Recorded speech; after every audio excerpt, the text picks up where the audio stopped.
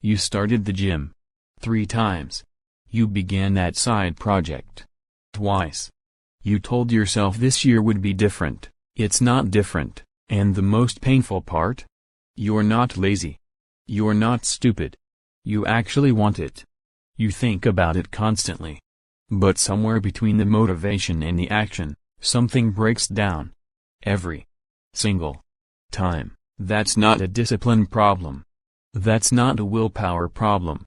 That's an understanding problem, and nobody ever explained it to you correctly. I used to be one of the most inconsistent people I knew.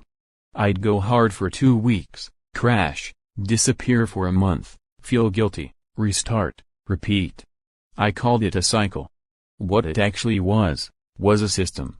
A broken system that I kept running on default. Today I'm going to break that system apart and show you exactly what's happening inside your brain when you fall off, and more importantly, what to do about it. Stay with me until the end, because the last thing I share is the one shift that changed everything for me.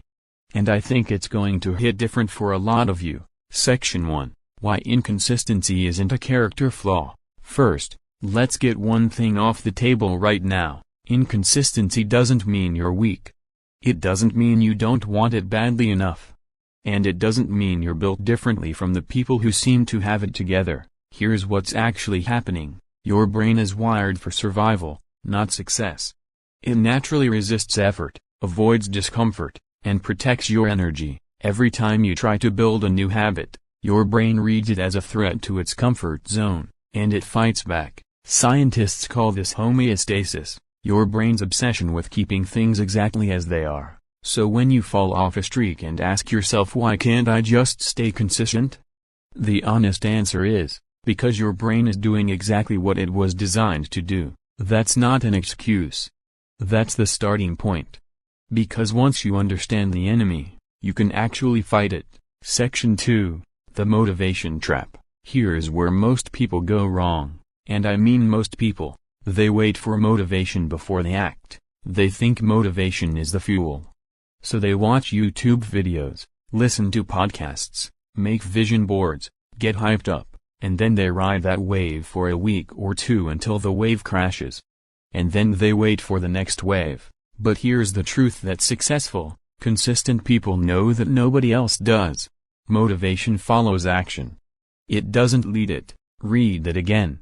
Motivation doesn't come first, action does. You don't feel like going to the gym and then go. You go, and then you feel like going again. The feeling is the reward, not the trigger. Waiting to feel motivated is like waiting to feel thirsty before you drink water. By the time you feel it, you're already dehydrated. The fix? Stop waiting to feel ready. Decide you're going anyway. Start before the feeling shows up, and let the feeling catch up. Section 3. The all-or-nothing trap. This one kills more progress than almost anything else. You have a plan. It's a good plan. Day 1, perfect. Day 2, perfect. Day 7, you miss a day. And then instead of getting back on track the next day, you quit entirely. I already broke my streak. What's the point? That thinking, right there, is more dangerous than missing the day was. Researchers call it the what the hell effect, and it's real. One slip triggers an all-or-nothing spiral where missing one day turns into missing 1 week, then 1 month. Here's the mindset shift you need. Never miss twice. 1 missed day is an accident. 2 missed days is a new habit, the wrong one. You don't need to be perfect. You need to be persistent. A person who works out 4 days a week for a year will always beat the person who trains every single day for 3 weeks and then quits. Show up imperfectly. Show up tired. Show up at 20%. But show up. Section 4. Your environment is working against you. Let me ask you something. How hard is it to eat healthy when your kitchen is full of junk food? How easy is it to scroll for hours when your phone is on your nightstand? We like to think we're making conscious decisions. But the truth is, most of our behavior is shaped by our environment before our brain even gets involved. If your environment is designed for distraction, comfort, and ease, you will default to distraction, comfort, and ease. Every time. The fix? Design your environment for the person you're trying to become. Want to read more? Put the book on your pillow, not on the shelf. Want to work out in the mornings? Sleep in your gym clothes. Want to eat better? Don't keep the bad food in the house. This isn't about willpower. It's about architecture. Make the good behavior easy. Make the bad behavior inconvenient. James Clear calls this making good habits obvious and bad habits invisible. And it works because it removes the need for decision-making entirely. Section 5, the identity shift. This changes everything. Okay. This is the part that I think most people need to hear most. Every time you try to stay consistent, what are you saying to yourself? I need to go to the gym. I should be saving money. I have to work on my business. Need. Should. Have to. Those are obligation words. And nobody stays consistent with things they feel obligated to do. Here's what consistent people do differently. They don't think about their habits as things they do. They think about them as things they are. They don't say I'm trying to run. They say I'm a runner. They don't say I'm trying to save money. They say I'm someone who is smart with money. When your habits become part of your identity, missing them feels wrong. It creates a dissonance. Like an honest person being asked to lie. The fix. Start asking yourself, what would the person I want to become do right now? Not someday. Not when they're ready. Right now. Every small action you take is a vote for the person you're becoming. Cast enough votes, and the identity sticks. Section 6, build systems, not goals. Goals are great for direction. Systems are what actually get you there. Here's the problem with goals. They're binary. You either hit them or you don't. And until you hit them, you're in a constant state of feeling like you're failing. I want to lose 20 pounds. Every day you don't have it, you feel behind. But a system sounds like this: I move my body for 30 minutes every day. That's something you can win at today. And tomorrow. And the day after. The fix.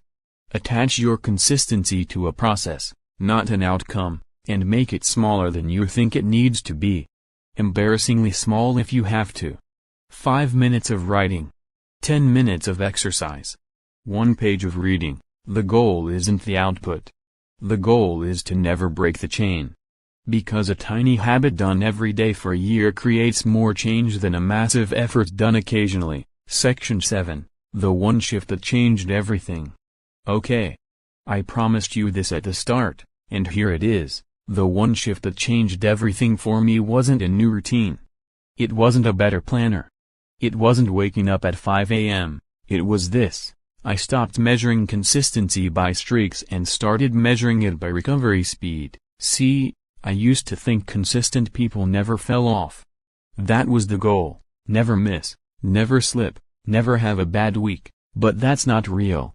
That's not human. The most consistent people I've ever studied, athletes, entrepreneurs, artists, they all have bad days. They all fall off sometimes. The difference is they don't stay down long. They fall on Monday and they're back by Tuesday. So I stopped asking myself how long can I keep this streak going?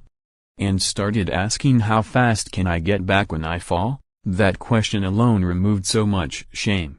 So much paralysis. And paradoxically, it made me fall off less, because I wasn't terrified of what a single bad day meant anymore. Your consistency isn't measured in perfect days. It's measured in how quickly you refuse to stay broken. So here's everything we covered today. Inconsistency isn't a character flaw, it's your brain doing its job. Stop fighting your nature and start working with it. Stop waiting for motivation. Action comes first, feelings follow. Kill the all or nothing thinking. Never miss twice. Redesign your environment so the right choice is the easy choice.